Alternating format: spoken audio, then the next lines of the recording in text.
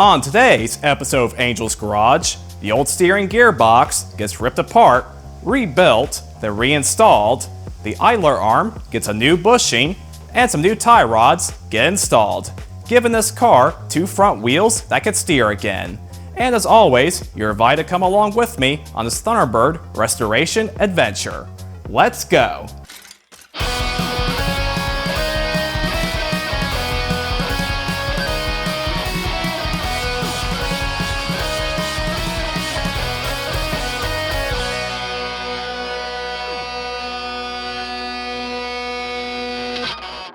In my previous video, I put a majority of the front end back together, including the suspension system and the wheel hub assemblies. But what this car still lacked was any way to control the front wheels.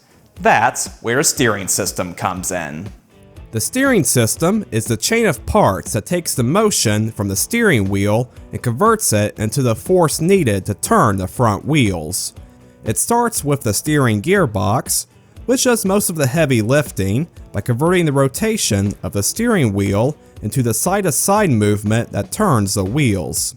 That motion goes through the pivot arm, which pushes and pulls the steering links under the car.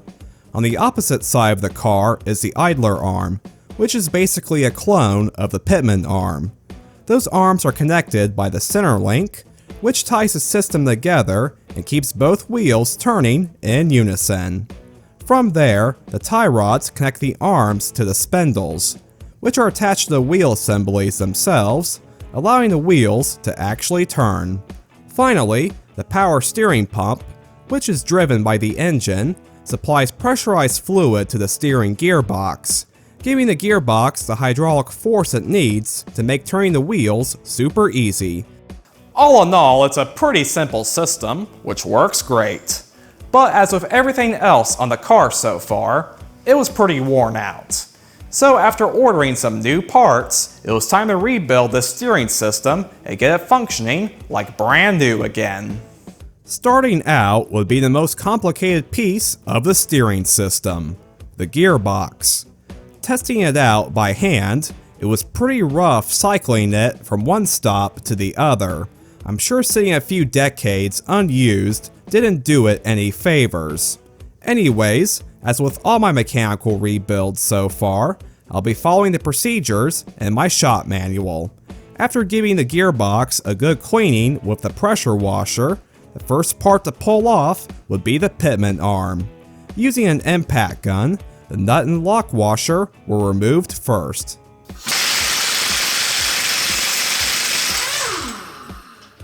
Then out came the puller to begin the task of sliding the pivot arm off. These pivot arms are notorious for being difficult to remove, and after struggling with the one on my 1964 Thunderbird, I knew I was in for a fun time. Putting the puller on, I began tightening it down with the impact gun, then... Well, that was easy.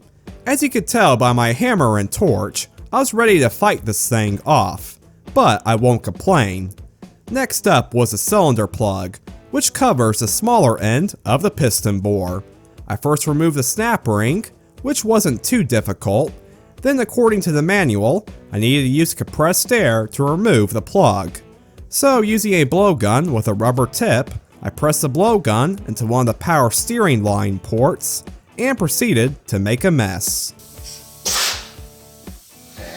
After peppering the workbench with a fine mist of transmission fluid and water, I realized to make this work, I'll need to plug off the other port while pressurizing the system.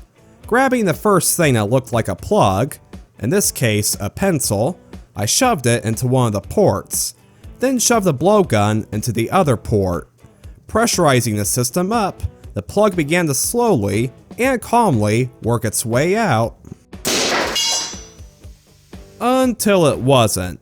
Coming out at the speed of a ballistic missile, the plug shot across the garage, managed to fly perfectly between the toolbox and the paint cabinet, hitting the wall with such force that it damaged the drywall, before landing in the small crevice between the paint cabinet and the water heater.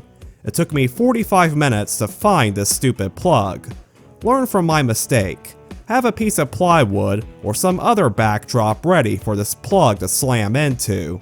I was going to use my hand originally to catch it, but after seeing what the plug did to the drywall, I think that would have hurt quite a bit. Flipping the gearbox around, the cylinder cap was next, which covers the larger end of the piston bore. After struggling with the snap ring for a few minutes, I got it pried off, then using a pair of channel locks, I took the cap off. Now the book says to place a dial indicator on the machined edge of the piston, this part here, then while holding the sector shaft, the shaft the pivot arm attaches to, push the piston by hand and check the reading. If the piston moves more than 0.04 of an inch, then the teeth on the piston rack are too worn out and need to be replaced. I was going to do this, but after pushing on the front and back of the piston, it wasn't budging at all. So since I could feel absolutely no play, I called it good and pressed on. Deviating from the shop manual for a bit, I wanted to work on pulling the body mounts off the gearbox housing. These don't need to come off for the rebuild, but it would make painting the gearbox easier. And anything that makes my life easier, I'll do. Using a large pair of channel locks, I began attempting to unscrew the mounts. To no avail. These things were on there tight, and the channel locks kept slipping, so I needed some help. Busting out the propane torch, I began heating up the casting where the mount was screwed in.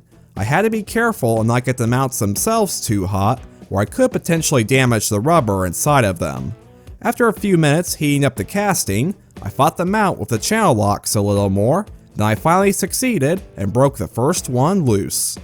I then repeated this on the second mount, which seemed to be even tighter than the first one, and finally, I got the third mount unscrewed. Getting back on track with the manual, I was instructed to turn the worm shaft / torsion bar assembly to one of its stops, then back it off about 1 3/4 turn. This torsion bar assembly is the shaft the steering wheel turns, and this 1 3/4 turn it was having me do was to center up the shafts in the gearbox. That is, to set the gearbox how it would be set if the wheels were turned straight in the car. Using the pivot arm to turn the sector shaft, which in turn turns the torsion bar, and using the missing spline as a reference, I turned the torsion bar the 1 3/4 turn as requested, then moved on to the next step. Speaking of the sector shaft, it was time to remove it. Using an impact gun, I loosened the lock nut on the sector shaft adjusting screw, then I removed the 5 bolts holding down the steering gear housing cover.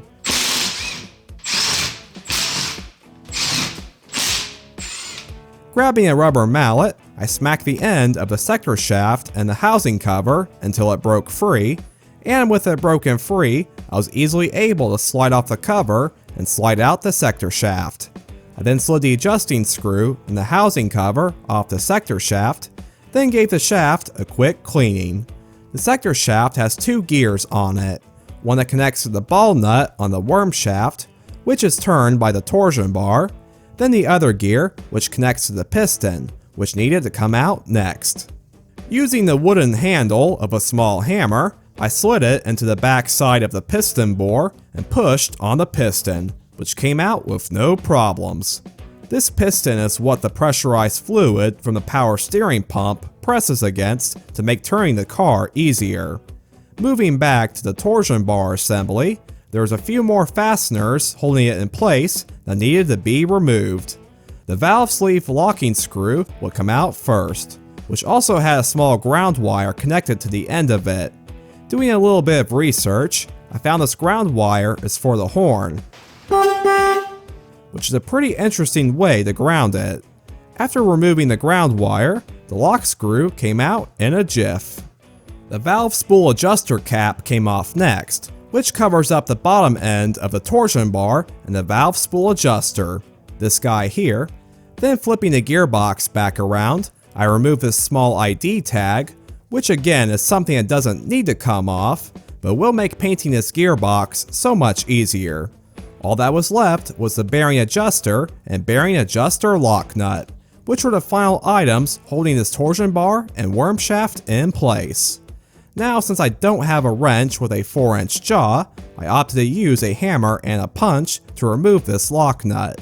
It took a lot of taps, but the lock nut was eventually loosened, then removed. The same process was used to remove the bearing adjuster. However, it was a lot tougher to remove. After striking it several times, and changing out to a different punch, I eventually broke it loose too. Several more taps and hits later, the adjuster was unscrewed from the housing. Now ideally, at this point, the torsion bar would just slide out, but it wasn't going to come out that easily. I tried tapping the housing with a mallet to see if I could break it loose, but that wasn't enough. So grabbing a brass punch, I carefully hit the back of the torsion bar until I broke it free. I then pulled the torsion bar, worm shaft, and sleeve assembly out and wiped them down. The gearbox housing was just about gutted. The last items to pull out would be the sector shaft seals. I removed the snap ring first, then pulling out my seal puller, I began fighting the first seal off. It was a little tight, but after positioning my puller against the workbench and pushing down on the gearbox, I was able to remove the first seal with explosive force. I then removed the metal spacer between the two seals, and using the same method as the first seal, I began work on removing the second seal, which, by the way, this second seal was added for the 1963 model year. The 1962 and previous models only had one seal here. I guess Ford must have had problems with the sector shaft leaking. And with that, the gearbox housing was ready for paint. However, I wasn't quite done with disassembling things. There was a seal I was wanting to replace on the sleeve, which would require removing it from the torsion bar. I first removed the snap ring on the end of the seal, then attempted to slide the sleeve off, to no avail. So while pulling down on the sleeve, I gently tapped the torsion bar against the workbench, which freed up the sleeve. Then using a seal puller and a rubber mallet, I was able to remove the seal from the sleeve, which finished off my disassembly of the gearbox. The manual does describe how to tear down things further, such as disassembling and inspecting the valve spool and the ball nut, and for that matter does an excellent job showing how to inspect and replace just about every component you could think of on that gearbox. At this point in the rebuild process though, I was 2 weeks away from having the car shipped out to Florida, which obviously is a very tight time constraint. So as much as I would have liked to have tore down to the gearbox more, I figured this was a good stopping point as I tore down to it far enough to replace just about every seal, with the exception of one, but I'll get into that later. So let's move right into painting that gearbox. Just like my transmission case, there was a lot of cavities and channels inside this gearbox housing, which made sandblasting it a bad idea as any blast media left inside of it would wreak havoc later. So opting for the safer option, I used wire wheels and brushes to clean up the entire housing. After all the rust and other gunk was removed, I used some brake cleaner to spray down and clean the inside and outside of the housing. Likewise, I used the wire wheel to clean up the steering gear housing cover, cylinder cap, cylinder plug, and body mounts, and then spray them down with brake cleaner. With all my parts nice and clean now, I temporarily put some of the covers and plugs back onto the gearbox housing to keep the inside clean and free of paint, covered up the remaining openings with masking tape and plastic, then hung the housing from the shop crane. I sprayed the housing down one final time with brake cleaner to ensure it was totally clean, then I sprayed down the housing and all my other parts with 2 coats of epoxy primer, which will keep these parts rust-free for a long time. After letting the epoxy cure, I came back and sprayed down everything with 2 coats of black PPG single stage, which laid down beautifully. This is always the best part of any restoration for me. What used to be old, beat up, greasy parts look brand new and better than ever. Not only does this step give the most visual progress, but from here on out, all the work will be nice and clean. Anyways, I let the paint bake in the sun for several hours, then brought everything back into the garage, and with an exploded gearbox all over the workbench, it was time to work on getting this thing back together. Cleanliness is always the most important step of any mechanical rebuild. All it takes is a little bit of debris to cut seals, scratch bores, clog up fluid lines, and just otherwise ruin a perfectly functioning system. So using some mineral spirits, a foil tray, and a brush, I made myself a small parts washing station and proceeded to clean every single internal piece of this gearbox. While doing this, I checked the ball nut to make sure it ran smoothly up and down the worm shaft and that it didn't bind up anywhere, and I must say, this thing ran smooth as butter. Turning back to the gearbox housing, there was still a little more cleaning and rust removal to tackle, particularly on the ends of the piston and sleeve bores. Using a small wire wheel and some Scotch-Brite, I first removed the rust, then using a little bit of brake cleaner and some shop towels, I cleaned out the inside of the bores. Then using a mineral spirit soaked towel, I cleaned out the rest of the housing, and after letting everything dry, I blew out the housing and all the passages in it using some compressed air. All this cleaning left the inside of the housing perfectly clean, however it came at a cost. I unfortunately got some brake cleaner on the paint, which did a great job removing the black single stage. However, thankfully, it didn't hurt the epoxy primer. Oh well, I'll just touch it up with paint later. And with everything clean, I turned back to the manual and officially started this rebuild process. The first few steps go over inspections, checking to make sure things like the bushings are in good shape, the parts are free of cracks, nicks, and burrs, and that the bores are smooth and free of pits and scores. One additional item that needed closer inspection was the adjusting screw for the sector shaft. The end play, that is, the spacing between the head of the screw and the sector shaft, was not to exceed 2 thousandths. So unscrewing the adjusting screw from the cover, I placed the screw in the washer, or what the book refers to as the shim, inside the slot of the sector shaft. Then, using a 2.5 thousandths feeler gauge, I checked the end play and found that the feeler gauge did slide under part of the screw. However, the gauge did eventually stop and I was not able to slide it all the way through. So I called that good enough. If the end play was excessive, Ford did make shims of different thicknesses to fix it, although I imagine finding such shims nowadays would be quite difficult. Inspections complete, it was time to install some new seals. I got this seal kit from the Bird Nest, which included everything I needed to put this gearbox back together. The first seals to go on would be the sector shaft seals.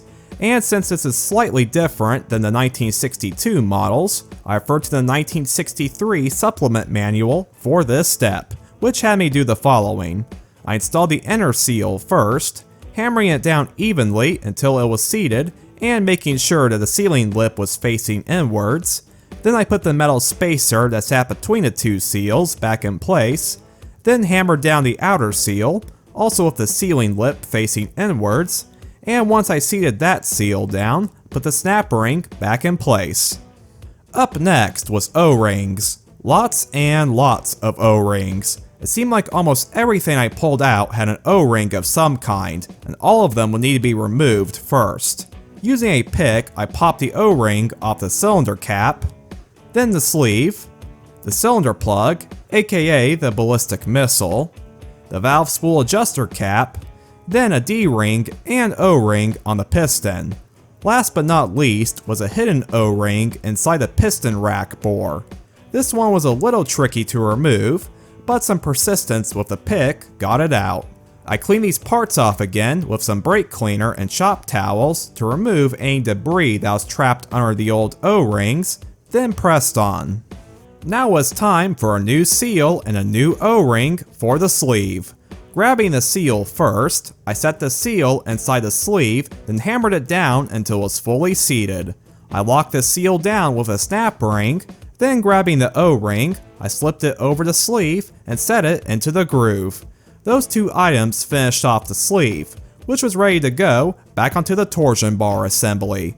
Using some Type F transmission fluid, the fluid this power steering system runs on, I lubed up the new seal and O-ring on the sleeve, then I lubed up the spool, the part the sleeve would be sliding over, then began the fun of sliding the sleeve back on. This should have been relatively easy, however the tight tolerances on this piece actually made it slightly challenging. I had to make sure I slid the sleeve on perfectly straight for it to seat down. Lubing up the inside of the gearbox housing, the torsion bar was just about ready to go in. It's important to note that the sleeve can only slide in one way. The notch here must line up with the lock screw, which had to go in first. Grabbing the brass washer and lock screw, I threaded them back into the housing, and as you can see here, the end of the lock screw protrudes just enough to keep the sleeve from rotating around. Lock screw in, I lubed up the outside of the sleeve and shoved the torsion bar assembly back into the housing. Not only did I have to align the sleeve, but I had to make sure the bearing on the end of the torsion bar was also seated down properly. I didn't have much luck getting it to slide in all the way with the housing laying on the table, so I set the housing upright and tried again with much better results. With the torsion bar finally seated down properly, I was able to tap the sleeve down into place.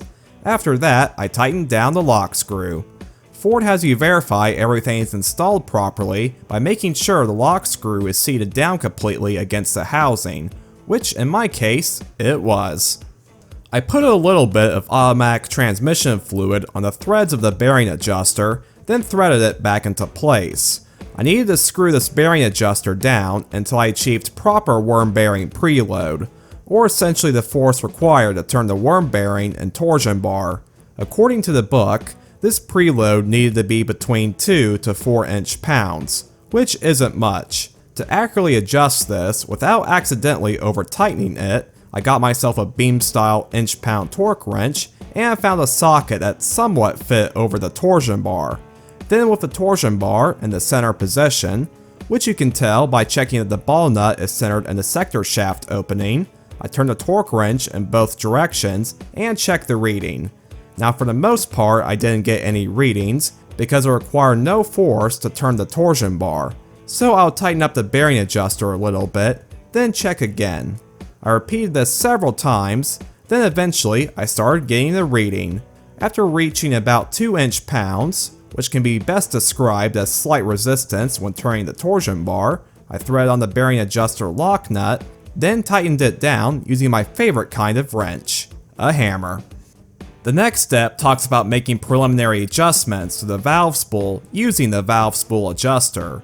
Since I didn't take this apart, I skipped this step because in theory it should already be adjusted, although I can adjust it later if needed. Now the only problem with me not taking this apart was that I wasn't able to replace the seal that went behind the adjuster, the outer race seal. This seal keeps the little compartment where the valve spool adjuster sits dry. That way it could be adjusted in the car without making a mess. Now if this seal does let some fluid by, it's not the end of the world since there's an O-ring on the plug. Which by the way, let me go ahead and throw that new O-ring on. But it does mean I could have a huge mess later if I ever need to adjust the valve spool. So I may be cursing myself out later for not replacing this seal. Hopefully not, but time will tell. In preparation for the sector shaft to go in, the book had me center up the ball nut, then I prepped the piston for reinstallation. The first O-ring to go in would be the one on the piston rack bore, which I lubricated with transmission fluid, along with the rest of the piston bore. Then grabbing the piston, I checked to make sure there's no sharp edges on the piston rack teeth or any other burrs that could cut the O-ring I just installed. And after finding everything to be smooth, I lubricated the top of the piston, slid on the O-ring, lubed it up a little more, then slid on the D-ring. With the piston ready to go, I lubed up the entire piston with ATF, then while rotating it, I slid it into the housing. And with a thunk, the piston was now back at home. While sliding the piston back and forth, I rotated it around until the teeth on the rack were facing downwards, and then I centered up the rack to the best of my abilities. I found it easiest to line up the valley in the center of the piston rack with the hole bore for the sector shaft. Now it was time for the main event, putting the sector shaft in. I placed a healthy amount of grease on the splines of the sector shaft, which should help it slide past the seals and bushings without damaging them. But just to be extra safe, I lubed up the bushings and seals with transmission fluid. Then I started sliding the sector shaft in. Installation of this piece takes some patience because you need to make sure the teeth are lined up perfectly, which requires lots of fine adjustments to the torsion bar and the piston. After getting the teeth lined up, I tap the sector shaft the rest of the way in with a mallet. To make sure the teeth are lined up correctly on both the torsion bar and the piston, the manual has you turn the torsion bar from one stop to the other. If you have at least 3.5 turns, you're good. If there are fewer than that though, that means the teeth are not lined up correctly. You must pull the sector shaft out and try installing it again. This is the point in the manual where it'd have you install the sector shaft seals. But of course, I already did that. I think it wants you to do it after the shaft is installed so the seals don't get damaged.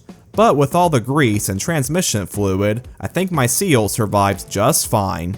Plus, installing the seal with the shaft in place would be kind of a pain, at least without the special tool Ford made.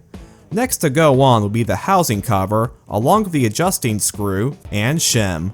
I lubed up the end of the adjusting screw and shim, placed a new gasket and metal seal on the cover, then adjusting the screw to where it stuck out a bit, I slid the adjusting screw and shim into the sector shaft. Once they were seated in place, I turned the screw until the cover was sitting against the housing, then I installed all the housing cover bolts. The housing cover bolts originally had some kind of sealant applied to them, so just prior to screwing them in, I applied some PTFE thread sealant paste to them, which should keep any potential leaks through the screw threads at bay. Using a torque wrench, I torqued all the housing cover bolts down, then it was time to adjust the mesh load. The mesh load is adjusted very similarly to how the worm bearing preload was adjusted. First the steering gear was centered up, then using the torque wrench on the torsion bar, I turned the torsion bar back and forth and took the reading. The mesh load needed to be between 6 to 14 inch-pounds, and to get there, I'll be tightening the adjusting screw on the sector shaft. After a few adjustments, I reached the specified torque range, so I threw on the washer and lock nut, then I locked the adjusting screw into place. I took the torque reading once again, and after verifying everything was in spec, I slid the pitman arm back onto the sector shaft and tested out the gearbox.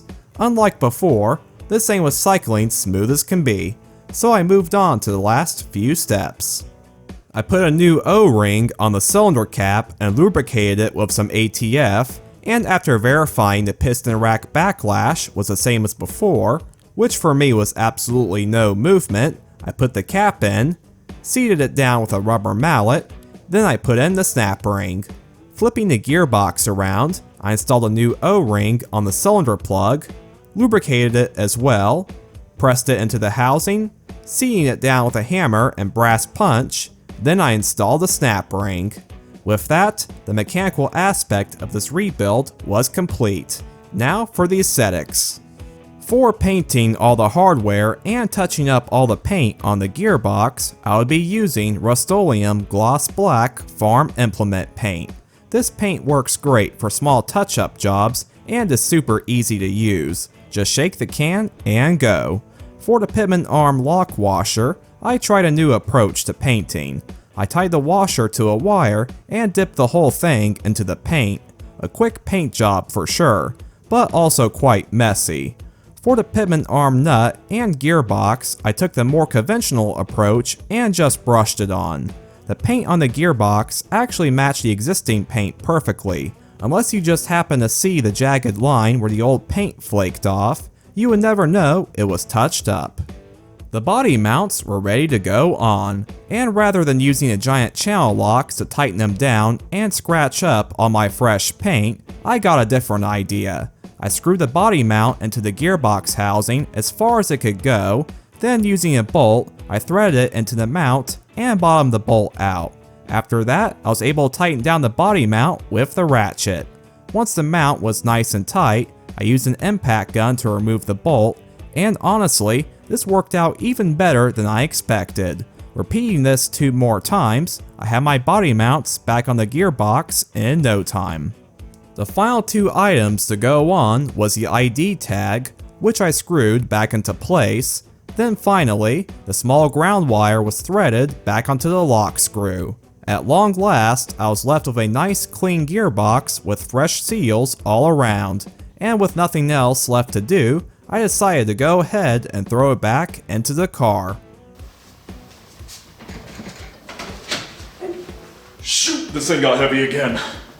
Prior to entering the engine bay, I prepped things by putting the 3 mounting bolts back into the car and having a jack ready to support the weight of this heavy gearbox. Cradling the gearbox like a newborn, I carefully climbed into the engine bay, then setting the gearbox on the jack, I raised it up high enough for me to start one of the mounting bolts. I lightly tightened down the first bolt, then using the jack again, I raised the gearbox even more until I was able to start the other 2 bolts. After getting the last 2 bolts started, I tightened them down, grabbed the torque wrench, and torqued my gearbox into place. To finish off this gearbox once and for all, I'll put the first part I took off back on, the pitman arm. This pitman arm can slide onto the splines in 2 directions, either facing towards the front of the car or the rear. The correct direction is towards the front of the car, so I slid on the arm, threaded the nut on, then getting started with a bang, I used an impact gun to start tightening down the nut. This nut requires a lot more torque than that though, as to be expected given that this arm literally connects the entire steering system together. So using what little muscles I had and the torque wrench, I torqued this nut down to specifications. And with the gearbox completed, I can now turn my attention to the rest of the steering system. The idler arm is pretty much a mirror image of the pitman arm. It sits on the right side of the car and is connected directly to the pitman arm via the center link. The idler arm is responsible for supporting the right side tie rod, which controls the steering on the right wheel. Currently the old tie rod and center link were connected to the idler arm, which needed to come off, along with the idler arm bracket. I loosened the nut on the bracket, then gave the bracket a few taps of persuasion to break it loose. I then removed the cotter pins from the tie rod and center link, broke the nuts loose, then beat on the studs until they came loose, freeing up the center link first, then the tie rod. There was an old bushing inside the idler arm I wanted to replace, so moving over to the press, my quest to remove this bushing began. Using a socket, I started pressing out the bushing, which went surprisingly easy. I pulled the idler arm out of the press, pulled my socket out, and found I had successfully removed the rubber part of the bushing. Mission accomplished. Well, not quite. There was still a steel outer sleeve that needed to come out, and I needed to get it out one way or another. Now some people like to cut these out, and there's evidence that had been done to this arm before, but you know what? I didn't buy a 20-ton press for nothing. I found a larger size socket that fit perfectly over the sleeve, applied some pressure to the sleeve, then heated it up with some MAP gas. After a few minutes of heat, I pressed this sleeve out like it was nothing. One fresh coat of paint later, the idler arm was ready to receive its new bushing. The bushing needs to be pressed in from the top, where the rubber sticks out, so not wanting to damage the rubber, I thankfully found another socket which fit over it perfectly. I put a light coat of grease over the steel sleeve and on the inside of the arm to prevent corrosion. Then going back to the press, I installed the new bushing in a matter of seconds. Ready for the bracket now, I greased up the bracket and the inside of the bushing, then I slid the arm back onto the bracket. Then using a new castle nut and washer, I tightened the arm down to the bracket, torqued the nut to specifications, then installed a new cotter pin. By the way, when I disassembled the idler arm, it had a regular hex nut on it and had no cotter pin installed. So I'm not saying whoever did this job before me was a hack, but this does go to show you can't always trust what you're taking apart was assembled correctly in the first place. Using some new grade 8 hardware, I installed a freshly rebuilt idler arm assembly back into the car, leaving just the center link and the tie rods. Before installing these parts, I centered up the pitman arm, that way when I install the tie rods, I have somewhat of a chance of getting this car aligned correctly. Grabbing the center link first, I joined the pivot arm and the idler arm together, then I was ready for the tie rods, but they needed some assembly first. The tie rods on these cars consist of 2 tie rod ends and a sleeve, with the sleeve being the way you adjust these tie rods, or the toe when it comes to steering alignment terminology. This kit came with 2 different kinds of tie rods, one with solid boots and the other with accordion style boots. Other than that, these tie rods appear to be almost identical. I couldn't find any info in the manual or anywhere else that definitively said which one was the inner and which one was the outer, so I made my best guess. Using a bit of grease, I lubed up the threads on the tie rod ends, then grabbing a sleeve, I threaded the first tie rod end into the sleeve, then grabbing the other tie rod end, I threaded it into the sleeve, making a complete tie rod assembly. A few minutes later, I had a second tie rod assembly ready as well. Going back to the car, I did my best to straighten the wheels out, then I was ready to throw those tie rods on. I treated the tie rod ends with the solid boots as my inner tie rods, so I put those ends on first. Threaded the nut on, then I twisted the sleeve to adjust the tie rod until the other end fit into the spindle. I then torqued down all the nuts on the tie rods, sleeves, and the center link, then I installed the cotter pins. All that was needed now was a little bit of grease in all the tie rods and the center link, then the steering assembly was done. For now anyways. Future me here. So you remember how I said I treated the solid boot as my inner tie rod? Well, I might have been wrong. After simply steering the car onto a trailer and backing it into the shop, the boot on the right side exploded. Now I'm pretty sure I didn't fill it up with too much grease because that could do the same thing, which means either the boot was made of poor quality materials or it was put in the wrong place. Either way, I've now got a tie rod boot to fix. Now I plan on upgrading what goes there with another accordion style boot, or perhaps maybe a nice solid polyurethane boot. Either way, whatever I put there will be a lot nicer than that exploded boot. And that's it. Overall, the steering system came out looking and functioning great. And as long as the gearbox doesn't spray transmission fluid everywhere when I start the car up, or throw me into a ditch while I'm driving, then I'll be happy. Thank you all so much for watching. Hope you all enjoyed the video, and I'll see y'all next time. Bye!